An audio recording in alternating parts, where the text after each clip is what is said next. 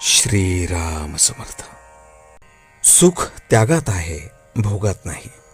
अमुक हवे असे वाटले आणि ते मिळाले नाही म्हणजे दुःख होते. अमुक हवे असे वाटूच देऊ नये. परमात्मा ठेवील त्यात समाधान मानावे. याचेच नाव वैराग्य. आपण विषयात बुडतो आहोत आणि पुन्हा विषयाचीच कास धरली तर आपण अधिकाधिक नाही का बुडणार. विषयाची आस धरणे म्हणजे त्याचे दास होण्यासारखेच आहे. मनुष्य सुखाकरता धडपड करतो आणि अंती दुःखमय अशा विषयाची आशा करतो. सुख त्यागात आहे, भोगात नाही हे पुष्कळांना पटत नाही. परिसाला लोखंड लागले म्हणजे त्याचे सोने होते, पण रुपयाचे काही सोने होत नाही. तसे आपण दिनाहून दीन म्हणजे अभिमान रहित झाले पाहिजे, आणि असे झाले म्हणजेच परमात्म्याला अनन्य शरण जाता येईल. हे व्हायला त्याची कृपाच पाहिजे आणि ती नित्य भाकावी. एखाद्या गोष्टीने आपले मन अस्वस्थ होते, ते का बरे? त्या गोष्टीला आपण सत्यत्व देतो म्हणून. हा सर्व खेळ आहे, हे मिथ्या आहे असे जाणून ज्याप्रमाणे नट नाटकातली आपली भूमिका अगदी खऱ्यासारखी करतो त्याप्रमाणे व्यवहार करावा.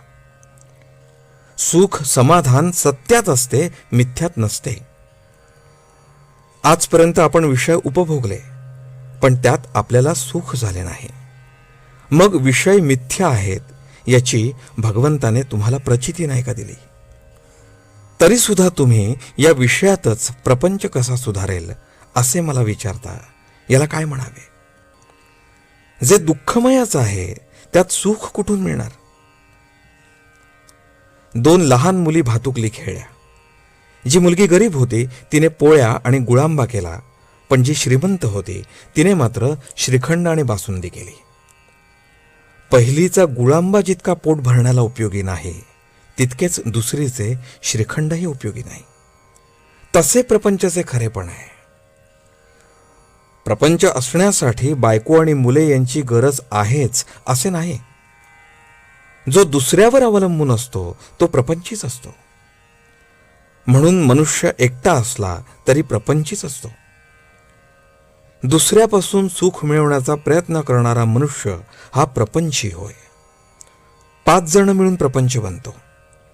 त्यामध्ये प्रत्येक जण स्वार्थी असतो. मग सर्व सुख एकट्यालाच मिळणे कसे शक्य आहे? प्रपंचामध्ये अनेक वस्तू आहेत, पण भगवंताजवळ एकच वस्तू आहे. प्रपंचामध्ये कितीही वस्तू आणल्या तरी पुऱ्या पडत नाहीत, कारण एका वस्तूच्या आणण्यामध्येच दुसऱ्या वस्तूच्या आणण्याचे बीज आहे. पण भगवंताचे तसे नाही.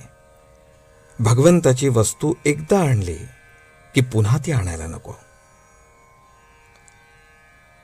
आजचे बोधवचन.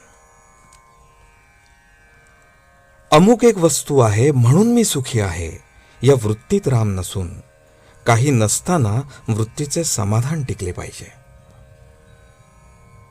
जानकी जीवन स्मरण. जय जय राम.